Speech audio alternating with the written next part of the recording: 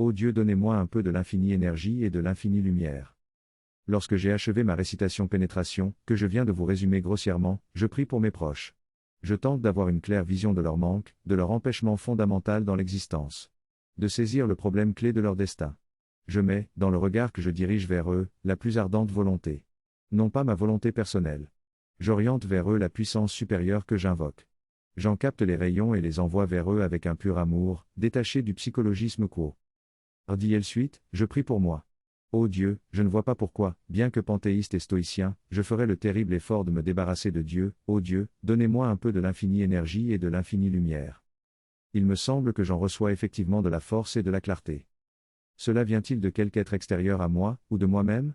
Jean-Jacques Rousseau ne souhaitait pas que l'homme s'abaissât à prier quelque puissance hors lui-même. Dieu nous a donné dans la conscience tout ce qui peut nous porter au bien. Il disait encore, ce n'est pas Dieu qui nous change, c'est nous qui nous changeons en nous élevant à lui. Et, plus radicalement, tout ce qu'on demande comme il faut, on se le donne. C'est possible. Mais c'est déjà une formidable énigme. Enfin, je récite une seconde fois le Notre Père. L'intensité a décru, c'est comme si je ficelais le paquet, avant de partir pour l'existence quotidienne. Que reste-t-il, dans la journée, de cet acte mental du matin? Peu de choses. Mais ce peu est fondamental. Un centre de gravité, vers quoi revenir en pensée, de temps en temps, au cours du jour.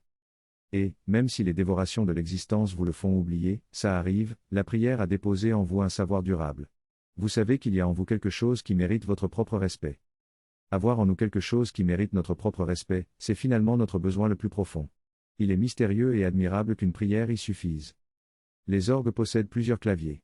Tandis que je fais prier mon intelligence, j'entends aussi les mots du Notre Père se charger des réalités du cœur banal, soulever de la matière très humaine, s'adresser aux choses de la vie, le pain quotidien, les tentations bien connues, la paresse, les vanités, le sexe, des offenses très précises, un mal très immédiat. Je prie sur le mode majeur. Je prie aussi sur le mode mineur. L'esprit invoque l'essentiel. Le cœur humain, trop humain, prie en détail.